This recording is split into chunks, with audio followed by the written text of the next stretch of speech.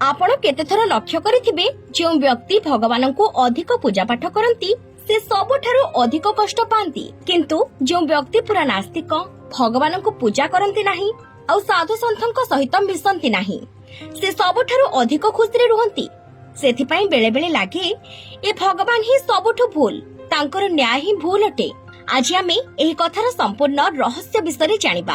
अधिक पूजा पाठ करुथुबा व्यक्ति काहेकि अधिक दुख पाए सेही विषय निजे श्रीकृष्ण कहिसंती। चलंतु जानिबा। कथा हेउछि द्वापर युगर, जेतेबेले भगवान श्रीकृष्ण आउ अर्जुनक मध्यरे आलोचना हेउथुला। अर्जुन कहिले, हे प्रभु, जो लोक अधिक पूजा पाठ करती सेमाने काहेकि अधिक कष्ट और दुख पाती, किंतु जो लोक भगवानक नाम धरती नहीं कि पूजा पाठ करती नहीं, सबुबेले भूल कार्य करती, तांको सबुबेले खुशी थिबार देखिछु। एहा पछरे थिबा रहस्य विषय आपण मते बुझांतु प्रभु। भगवान गोटे छोट कहानी माध्यम रे एहार उत्तर देले। चलंतु जानिबा सेही कहानी विषय रे। एक गुरुंकर दुईटी शिष्य थिले, दुई जण पढ़ा लेखा विद्वान थिले। एही दुई जणक भितरे एतिके अंतर थिला जे जणे भगवान को मानुथुला आउ जणे भगवान को मानु नथुला। जणे केउठी पूजा पाठ हेला मात्रे दौड़ी चली जाउथुला, आउ जणे से सबुरु दूरे रहुथुला। तार सबु खराब आदत थिला। से बेश्या मानक सहित भी संपर्क रखुथुला ओ मद्यपान मध्य करुथुला। से शिष्य मद पी जाउथुला। ताको बाटरे एक पैसा बैग मिलिला।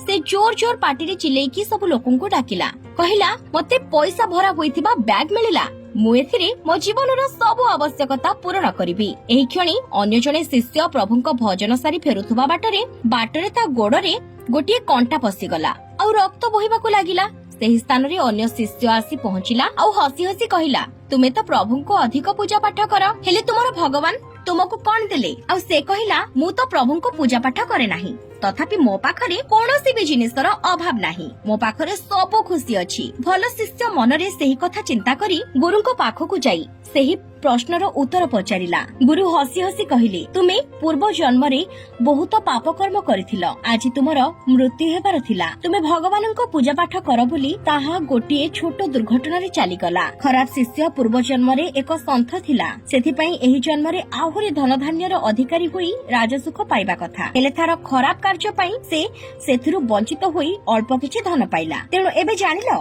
भगवान ही कर्म अनुसार फल प्रदान करंती, आ वर्तमान कर्म ही भविष्यत को निर्धारण करिथाए।